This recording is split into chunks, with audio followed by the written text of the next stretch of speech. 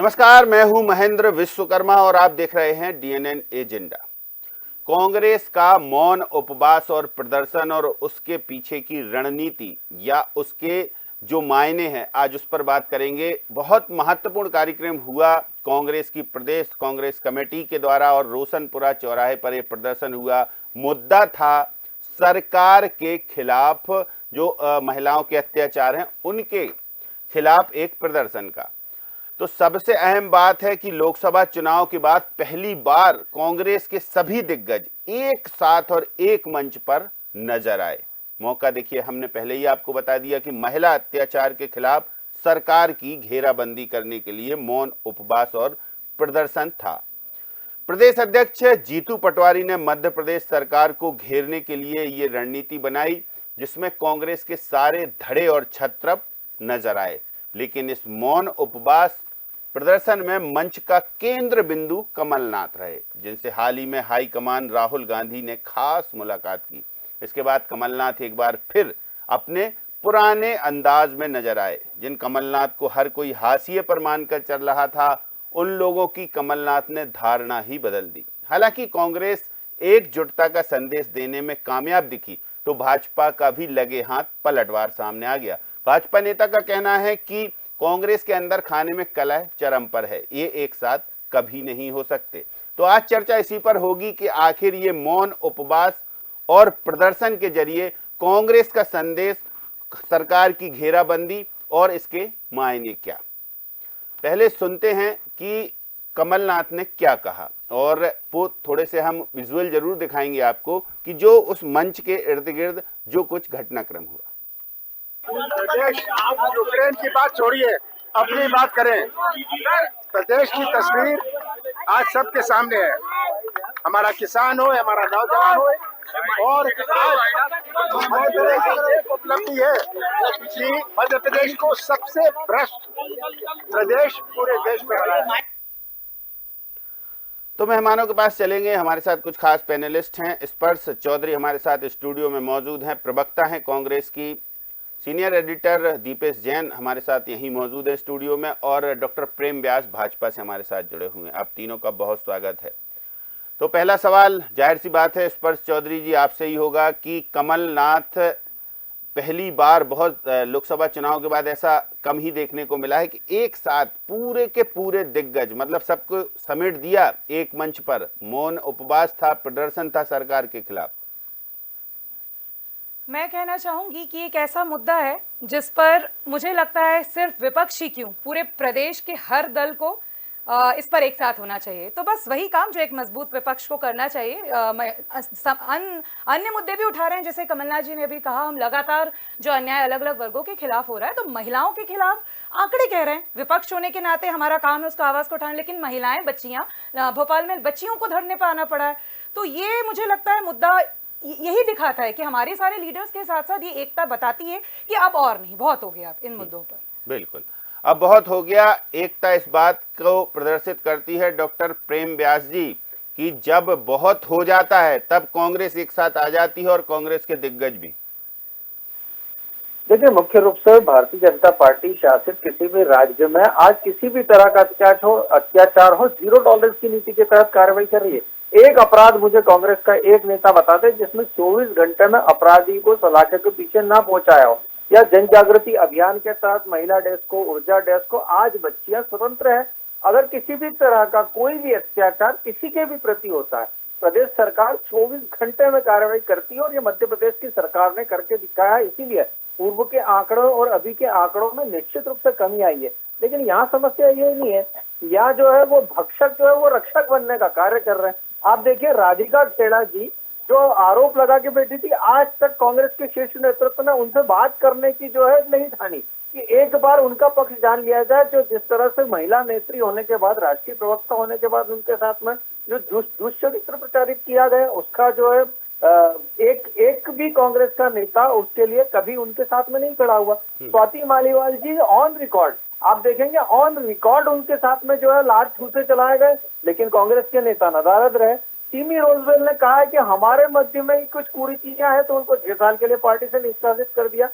उत्तर प्रदेश की घटना देख लीजिए, कन्नौज की घटना देख लीजिए, इनके जो संबंधित लोग हैं वो महिला अत्याचार और उत्पीड़न में पूर्णतः लिप्त है, और यहाँ पर जो है जो भक्षक है वो रक्षक बनने का कार्य कर रहे हैं। तो जनता अच्छे से समझती है, मात्र राजनीतिक संप्रेषणता के लिए में जो जीतू पटवारी जी आदरणीय, उन्होंने कहा 100 कार्यकर्ता लेके आए और उपवास स्थल पर जो है वो बैठकर धरना दे। तो मुझे लगता है सबसे पहले उचित होगा कि कांग्रेस के अंदर विद्यमान जो लोग हैं, जो जुष्ट चरित्र में प्रचारित और प्रसारित करते आए हैं, पहले उनको कांग्रेस से बाहर करना चाहिए, उसके बाद में इस तरह का कोई भी कृत्य प्रदेश की जनता के समक्ष उपस्थित करना चाहिए। चलिए, दीपेश जैन जी, बात हुई उपवास की, कारण की। आरोप लगाए चौधरी जी ने और जवाब दिया व्यास जी ने। अब क्या कहेंगे आप इस पूरे उपवास का, क्या रहा कंक्लूजन, आपसे समझेंगे। देखिए, ये सच है कि हाल में कुछ घटनाएं बढ़ी रेप की, दुष्कर्म की, और खासतौर पर छोटी बच्चियों के साथ इस तरह के मामले सामने आए। लेकिन ये भी देखना होगा कि मामले कहाँ पर हुए। कोई मामला स्कूल में हुआ, कोई मामला बच्ची जहाँ ट्यूशन पढ़ने जा रही थी, पड़ोस का घर बिल्कुल वहाँ पर हुआ। अब सियासत करनी आप तो किसी भी मुद्दे पे कीजिए, कोई उसमें वो नहीं है, लेकिन बात यह है कि पड़ोसी या स्कूल या ऐसे कई संस्थान जहां पर अगर बच्चियों के संग दुष्कर्म हो रहा है तो सरकार उसको कैसे रोक सकती है। ये घटनाएं तो तब सामने आती हैं, अच्छा, हर किसी को आप शक की निगाह से नहीं देख सकते। बच्ची को स्कूल तो भेजना ही होगा, बच्ची को ट्यूशन तो पढ़ने भेजना ही होगा। अगर सबको शक की निगाह से देखेंगे तो फिर बच्चियों को आपको घर में रखना पड़ेगा, ठीक है। तो बात यह है कि घटनाएं हुई, ये बहुत दुर्भाग्यपूर्ण है। लेकिन आप वो देखिए, आप ये भी देखिए कि पहले कहा जाता था कि शिक्षा के अभाव में ऐसी घटनाएं हो रही हैं, पढ़े लिखे लोग ऐसे काम कर रहे हैं।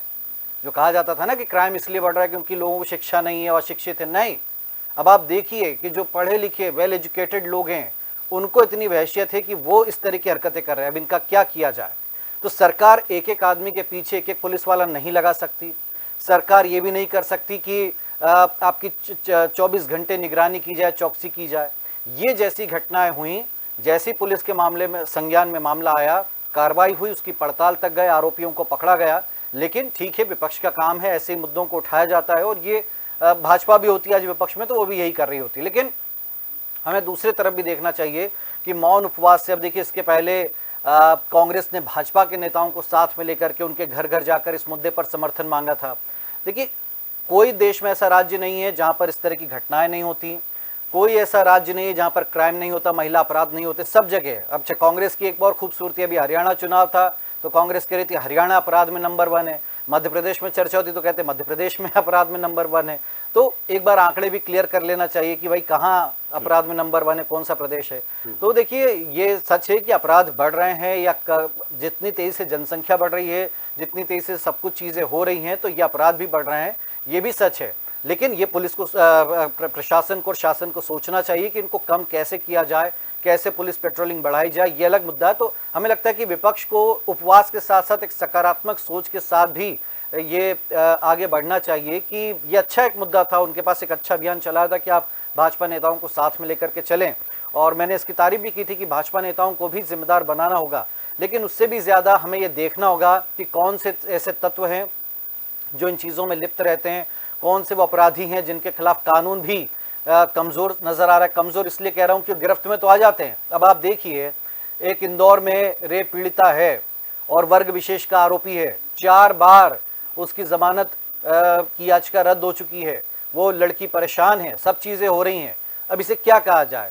पुलिस प्रशासन को दोष दिया जाए, कानून व्यवस्था को दोष दिया जाए, न्यायपालिका को दोष दिया जाए? किसको दिया? वो लड़की को धमकी मिल रही है वो दूसरे पक्ष से।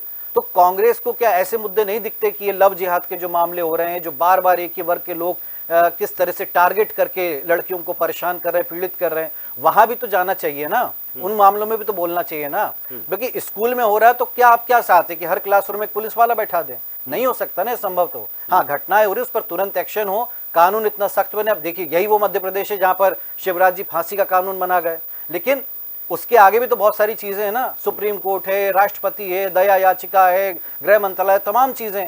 ये भी नहीं हो सकता जो कांग्रेस कहती कि फांसी पे लटका दिया चौराहे पर। नहीं साहब, ये कहने में अच्छी लगती है, कहने में जोश वाली बातें लगती हैं, लेकिन इतना आसान, इतना संभव नहीं कि आप तालिबानी तरीके से। संवेदनशील मामला है और निश्चित तौर से कांग्रेस ने इस मुद्दे को पकड़ा है। तो क्या कहेंगी स्पर्श जी कि इस मुद्दे के खिलाफ प्रदर्शन करने के लिए, मतलब मुद्दे को लेकर सरकार के खिलाफ आप लोग एकजुट हुए, बहुत अमूमन कम ऐसा देखने को मिला है अभी तक। चाहे एक जून में ऐसा एक वाकया हुआ था जब सभी दिग्गज शायद एक साथ नजर आए थे। इस बार कहते थे कि कांग्रेस में कोई सभी एक मंच पर नहीं आएंगे, एक मंच पर इस मुद्दे ने ला दिया, हालात परिस्थिति ने ला दिया। देखिए, पहले तो मैं दीपेश जी ने जो बात रखी उस पर कहना चाहूंगी कि आपने सही कहा कि बहुत सारे फैक्टर्स होते हैं, लेकिन राज्य का, मुझे लगता है स्टेट का जो कॉन्सेप्ट है उसमें लॉ एंड ऑर्डर उसकी सबसे पहली प्रायोरिटी होती है। अगर डर नहीं है कि कुछ कर दूंगा तो मुझे पुलिस तुरंत एक्शन होगा और इस पे पूरी प्रक्रिया होगी, मैं जेल पक्का जाऊंगा और छूटूंगा भी नहीं, बेल भी नहीं मिलेगी। अगर ये पूरे सिस्टम में, और आपको एक बात बता दूं, इस पूरी प्रक्रिया में सबसे इंपॉर्टेंट रोल पुलिस का होता है। वो जो प्राइमरी इन्वेस्टिगेशन होती है वहां से शुरुआत होती है। तो अगर मुझे आप ये उदाहरण बता दीजिए कि कितने ऐसे हमारे वर्तमान जो लगातार अपराध हो रहे हैं हर रोज, इन अपराधों में कितने ऐसे केसेस हैं जिसमें कठोर कानून व्यवस्था, और माइंड दिस पॉइंट कि गृह मंत्री हमारे मुख्यमंत्री जी हैं, मोहन यादव जी हैं। तो मुझे लगता है कि ये सवाल विपक्ष या प्रदेश की, मैं लड़की भी हूं, मेरे मुख्यमंत्री भी हैं वो, तो मैं उनसे पूछूंगी कि अगर खुदा ना खास्ता मेरे साथ या मेरे घर की किसी बच्ची के साथ हो, क्योंकि भले मैं कांग्रेस की हूं, तो क्या उतनी ही बराबरी के साथ उस पर न्याय लिया जाएगा? एक चीज ये। दूसरी चीज, आपने वर्ग विशेष वाली बात की। इस विषय पे तो मैं 10 सालों से जब से नरेंद्र मोदी जी की सरकार है, हम देख रहे हैं कि इस हर अपराध में अगर मुस्लिम है तो नाम आ जाएगा। आप अनफॉर्चुनेटली आपके जो मैं आरोप नहीं लगा रही हूं, तथ्य है कि मीडिया का ही एक तबका है कि भाई अगर वो इस धर्म का है, इस जाति विशेष का है तो उसका नाम आता है, अदरवाइज वो अपराधी होता है। जबकि अपराध का सांप्रदायिकरण करना, न्याय को धता बताना, न्याय को बर्बाद करना होता है। तो मुझे ऐसा लगता है कि अगर पुलिस के पास प्रायोरिटी हो, अरे ऊपर से अगर आदेश आता है ना कि ये मामले सबसे पहली प्रायोरिटी है, किसी बड़े मंत्री विशेष की सिक्योरिटी इंपॉर्टेंट नहीं है, रादर उस बच्ची की जिसके माँ बाप ने आपको वोट दिया या जिसने इस प्रदेश में जन्म लिया है, उसको अगर ये विश्वास है कि वो घर से निकलेगी, जैसे आपने कहा कि नजर नहीं रख सकते हर जगह, मैं मानती हूँ, लेकिन क्या हम पहले उस समय में थे? उदाहरण के तौर पे मान लीजिए आजकल जो डिजिटल अश्लील चीजें आती हैं, इन सब पर कौन रेगुलेशंस कसता है? मैं एक का उदाहरण नहीं ले रही हूँ, ऐसे तमाम फैक्टर्स हैं, उन सभी पर सरकार, स्टेट, इसी का रोल होता है रेगुलेट करना। और दूसरी चीज, सिर्फ कानून मात्र बनाने से कुछ नहीं होता। अगर भारतीय जनता पार्टी के बहुत सारे सदस्य, आप हर रोज देखते हैं, IIT BHU का किस्सा तो मतलब थू थू करने वाला है, माला पहना रहे हैं। मैं IIT बॉम्बे से आती हूँ और इसलिए मैं बता रही हूँ कि वहां तक पहुंचने में कितना कष्ट होता है एक लड़की को। आप IIT BHU की उस लड़की के अपराधियों का क्या कर रहे हैं आप? जो भूषण जी हैं, हमारी पहलवान बेटियों के साथ क्या हुआ? तो मैं ये कहती हूँ, अपराध हुआ, उसके बाद आपने क्या किया? आपने अपराधियों को बचाया। अब सरकार में आपसे सवाल पूछा जाएगा। ठीक, प्रेम व्यास जी कह रहे हैं कि हमने कार्रवाई की है, और ऐसा एक उदाहरण आप बताइए जिसमें 24 घंटे के अंदर अपराधी जेल की सलाखों के पीछे ना पहुंचा हो। देखिए, अगर मैं एक आध उदाहरण बता भी दूं, अगर आप मुझे बस ये बता दीजिए प्रेम जी और तमाम मैं जानना चाहूंगी आपसे भी कि जेल में अगर पहुंच गया तो निकला कब? ये खबर मीडिया में आएगी क्या? ये मैं भी जानना चाहती हूँ कि हमारे सिस्टम में, प्रदेश में हमें देख रहे हैं कि चुपके से बेल मिल जाती है, चुपके से। उसका कारण है केस कमजोर बनेगा शुरू में। अगर मान लीजिए वो किसी मंत्री विशेष का, क्यों हमारे आई थिंक जो झाबुआ के पास एक अपराध हुआ था, हमारे वर्तमान किसी मंत्री के साथ उनका कनेक्शन था, तो ऐसे तमाम उदाहरण मिलेंगे। भाजपा के कार्यकर्ता, पार्षद, इन सब पर आरोप अखबार में है, बड़े बड़े अखबार में है। तो मेरा सवाल है कि आपने तुरंत एक्शन लिया, चलिए सख्ती से कार्रवाई कर दी, उसके बाद क्या हुआ? हाँ, आप हमें बताना चाहेंगे? जी प्रेम व्यास जी। देखिए, भारतीय जनता पार्टी शासित किसी भी प्रदेश में जो न्याय जाति के आधार पर नहीं होता, धर्म संप्रदाय के आधार पर नहीं होता। अपराधों में जाति ढूंढने का कार्य हम नहीं करते। अपराधों में जाति ढूंढने का कार्य जो लोग करते हैं उनको संदेशखाली की घटना से सबक लेना चाहिए, उनको कलकत्ता की घटना से सबक लेना चाहिए, उनको इलाहाबाद की घटना से सबक लेना चाहिए, उनको कन्नौज की घटना से सबक लेना चाहिए। लड़की हूँ, लड़ सकती हूँ, लेकिन वही अगर आपके संबंधित किसी भी दल का व्यक्ति कोई अपराध करेगा तो लड़की हूँ, लड़ सकती हूँ, वहां नहीं पहुंचेंगे। लाल सिंह आसिफा वाले मामले में लाल सिंह को जो है पूरे समय तक कांग्रेस प्रताड़ित करती रही, अंत समय में जो उनको टिकट देके हरियाणा वाले मामले में न्याय हाईकोर्ट की तरफ से भी संज्ञान में आया, जांच चली है, उसके बाद में फेडरेशन की तरफ से भी हुआ और उसको हटाया भी गया। लेकिन संदेश कली की घटना में तो हाई कोर्ट को कहना पड़ा, राहुल जी का एक स्टेटमेंट बता दीजिए। उन्होंने कहा कि जो है वो शाहबाज को पूरी सरकार बचाने का कार्य कर रही है। तो आज वो सरकार नहीं है जो अपराधियों को संरक्षण देती है। अपराधियों को जब संरक्षण मिलता है तब अपराधी अपराध करने के लिए बाध्य होते हैं और अगला अपराधी उस अपराध को जो है अच्छे से कर लेता है। लेकिन यहाँ वो समस्या नहीं है। आप देखिए, अपराध किसी भी व्यक्ति, किसी भी तबके, किसी भी समाज के व्यक्ति ने करा हो, अपराध को अपराध की दृष्टि से देखा जा रहा है। इसलिए लगभग 80 से ज्यादा ऐसे मामले हैं मध्य प्रदेश जिसमें प्रथम है, जिसने मृत्यु दंड की सजा फास्ट ट्रैक कोर्ट के समकक्ष चला के करी है। आप बताइए, बंगाल में फास्ट ट्रैक कोर्ट का पैसा कब से दे चुकी है सरकार? 2016 के आसपास रिलीज हुआ, लेकिन वहां पर फास्ट ट्रैक कोर्ट का निर्माण नहीं हुआ गया। एक जगह पे आप कहते हैं कि डीएनए होगा, इससे शर्मसार क्या हो सकता है? एक लड़की अपने ऊपर हो रहे अपराधों को कहानी पूरे प्रदेश को बता रही है, मीडिया के समक्ष बता रही है, लेकिन जो शर्मसार करने वाली घटना है वो ये है कि कहा जा रहा है कि डीएनए, और डीएनए के बाद में आप उनका समर्थन कर रहे हैं। तो समर्थन करना ही अपराध को जो है बढ़ावा देना है, ये दोनों बात है। यहाँ कंटिन्यूअस मॉनिटरिंग हो रही है। यहाँ पर जो है भय विमुक्त वातावरण आज महिलाओं को उपलब्ध करा जा रहा है। ऊर्जा डेस्क के माध्यम से, निर्भया डेस्क के माध्यम से महिलाओं को अपने अधिकारों के प्रति प्रदत्त किया जा रहा है, उनको संरक्षण दिया जा रहा है। इसीलिए आज अगर अपराध प्रदेश में कहीं पर किसी भी स्तर का होता है, चाहे छोटे स्तर का चाहे बड़े स्तर का, आज महिलाएं या बच्चियां निकलकर सामने आ रही है। और यही कारण है कि अपराधों में आमूलचूल कमी आई है। और मैं आचरण तो जिस तरह से आज सरकार कार्य कर रही है, चाहे वो कोई भी हो, साहब सिंह गुजर का मामला अगर ग्वालियर का देखेंगे तो महिलाएं उनसे सिर्फ उनने जो वादे किए थे बिजली को लेकर उसको लेकर पहुंची थी और उन्होंने वही महिलाओं पर जो है हाथ उठा दिए। इस तरह के कृत्य कांग्रेस, आप उमंग सिंगार और आपने जो तमाम नाम लिए, मैं एक एक नाम का जवाब दे सकता हूँ कि क्या किसने टंच माल कहा, किसने क्या शब्द का प्रयोग करा महिलाओं के लिए। मैं आज उस विषय में नहीं जाना चाहता क्योंकि एक सकारात्मक डिबेट होना चाहिए, इसीलिए सकारात्मकता प्रेम व्यास जी, अब थोड़ा सा पर्दे के पीछे चलते हैं कि दीपेश से सवाल करते हैं कि कांग्रेस की जो ये एकजुटता है, ये मंच पर भी तस्वीरों में तो थोड़ा बहुत इतर उतर नजर आ रही है। क्या लगता है कि मौन से अब एकजुट होगी कांग्रेस? देखिए, कोशिश तो यही है प्रदेश अध्यक्ष जीतू पटवारी की कि ये जो मौका है, चूंकि 2 उपचुनाव भी हैं सामने और उसके पहले कांग्रेस की एकता नजर आए साफ तौर पर, जिसका संदेश इन 2 सीटों तक पहुंचे। और ये भी है कि कार्यकारिणी का ऐलान भी होने वाला है, तो जीतू पटवारी जो है सबको भरोसे में लेकर साथ चलने की कोशिश थी उनकी, और इसलिए सब एक मंच पर अच्छी बात है कांग्रेस के लिए।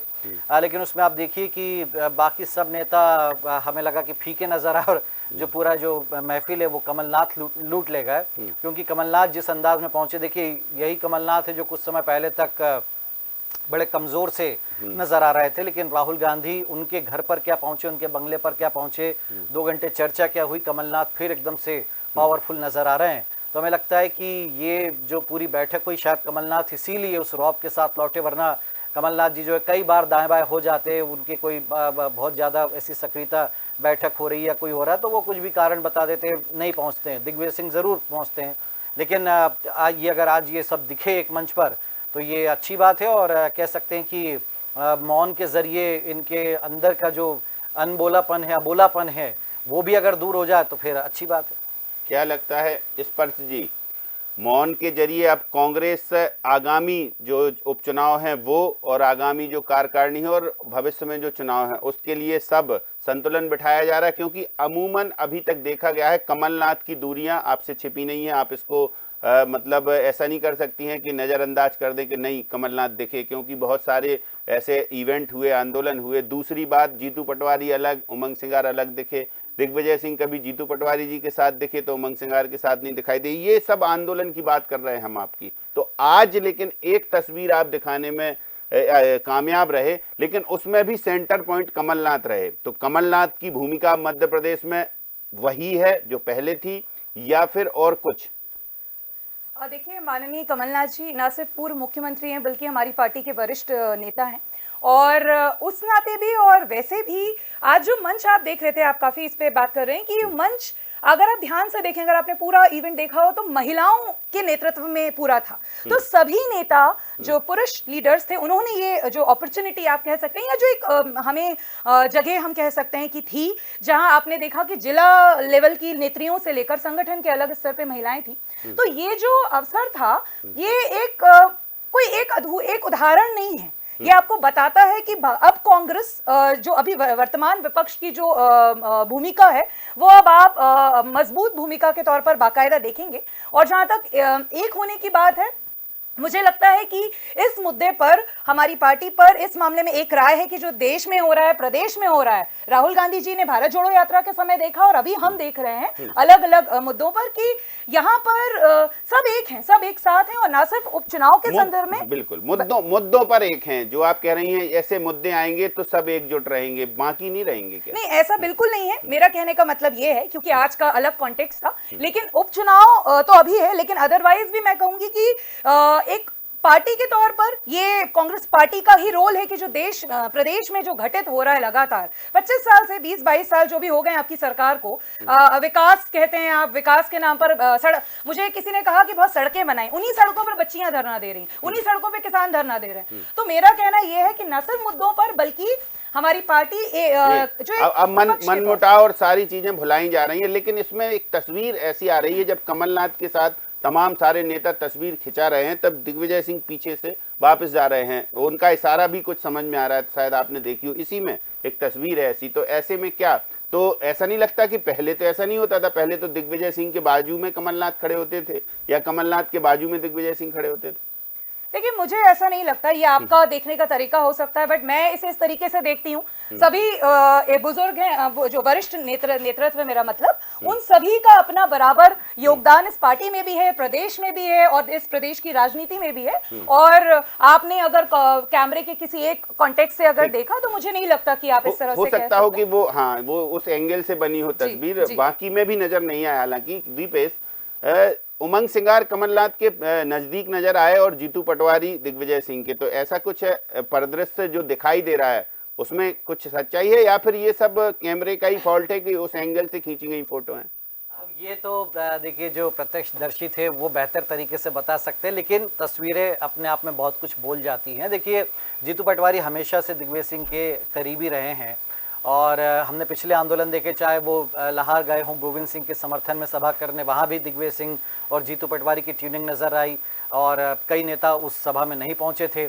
उधर दूसरी तरफ आप अगर बात करें कि उमंग सिंघार और कमलनाथ जी की नज़दीकियाँ हैं, तो देखिए उमंग सिंघार को भी हाल ही में जिम्मेदारी मिली है महाराष्ट्र की, उनको वहाँ पर एक इलाका दिया गया कि उनको वहाँ काम संभालना। और जाहिर सी बात है कि राहुल गांधी जब अगर कमलनाथ जी के निवास पर पहुँचते हैं तो फिर ऑटोमेटिक उनका वजन, उनका कद, पद सब कुछ और बढ़ जाता है। तो उमंग सिंघार भी इस बात को समझ रहे हैं, भले वो नेता प्रतिपक्ष हैं, लेकिन उनको समझ में आ गया कि लेकिन फिर भी जीतू पटवारी और कमलनाथ जी के बीच में जो थोड़ी सी चीज़ें चलती रही हैं, हमने पिछली सरकार में भी देखा कि विधानसभा में खटपट का मामला हो या फिर बाहर चीज़ें हों, एक दूसरे को इग्नोर करने का भी कोई मौका नहीं छोड़ा दोनों नेताओं ने, तो वो चीज़ें अभी यथावत सी लग रही हैं। लेकिन प्रदेश अध्यक्ष होने के नाते चूंकि सबको उन्होंने आमंत्रित किया, लेकिन आए भी। एक चीज तो जीतू पटवारी के खाते में जाएगी कि एक मंच पर सभी को लाने में वो कामयाब रहे। देखिए, वही मैंने कहा कि प्रदेश अध्यक्ष होने के नाते उनका फर्ज था कि सबको बुलाना है। अगर मान लीजिए किसी को छोड़ देते तो ही सवाल उठ जाते कि बताइए, वो मान लीजिए वो नेता कह देते कि हमें तो बुलाया नहीं था, तब तो देखिए उन्होंने तो बुलाया। अब ये नेताओं पे डिपेंड करता था कि वो अपनी सुविधा के हिसाब से आते जाते, कांग्रेस में तो यही चलता है। तो आज सबकी सुविधा थी, आज सबको लगा, और चूंकि कमलनाथ जी भाई दिल्ली से लौटे हैं। डॉक्टर प्रेम व्यास जी से, प्रेम व्यास जी, कांग्रेस में सभी नेता लगभग एक साथ नजर आए, एकजुट करने में एक प्रयास है जीतू पटवारी का, उसमें कमलनाथ देखिए हमेशा आप तंज कसते रहते थे कि कमलनाथ की दूरियां हैं, उमंग सिंघार जीतू पटवारी में जो है खींचतान मची है, दिग्विजय सिंह कमलनाथ में अलग अलग गुट हैं। अब इस पर क्या कहेंगे आप? नहीं, देखिए दीपेश जी, अभी हाल ही का अगर घटनाक्रम देखेंगे तो कमलनाथ जी ने कुछ समय पूर्व ही छिंदवाड़ा की जो कांग्रेस इकाई को भंग कर दिया और जिसकी जानकारी आदरणीय जीतू पटवारी जी को नहीं थी, तो जीतू पटवारी जी ने फिर जो पिछड़ा मोर्चा की भोपाल इकाई की टीम थी उसको उन्होंने पूरी तरह से ध्वस्त कर दिया। ये शाह और मात का खेल जो प्रारंभ हुआ जीतू पटवारी जी के प्राथमिक उद्बोधन से ही प्रारंभ हुआ था, जब उन्होंने कहा था कि अब मैं गुटबाजी नहीं चलने दूंगा। और उसके बाद में अलग अलग मंच और अलग अलग माध्यम से आप देखिए पूरे कार्यक्रम के पश्चात जीतू पटवारी जी को आह्वान करना पड़ा कि हर कार्यकर्ता 100 कार्यकर्ता लाएगा और उन कार्यकर्ताओं को भी जो है पद उसी तरह से दिया जाएगा पार्टी में जो पार्टी की गाइडलाइंस को फॉलो करेगा। अब अगर सार्वजनिक मंचों से पार्टी की गाइडलाइंस फॉलो करने के लिए आम कार्यकर्ताओं को कहा जा रहा है वहीं वरिष्ठ नेतृत्व से जुड़े नेता, कई सारे नेता नदारद थे। तो मुझे लगता है कि जो कांग्रेस प्राइवेट लिमिटेड वाली परिस्थिति है, वो हो सकता है छटक के पुनः कमलनाथ जी के पास जाने के प्रयास कर रहे हो और उसी कवायद में ये एकता दिखाने का प्रयास कांग्रेस कर रही है।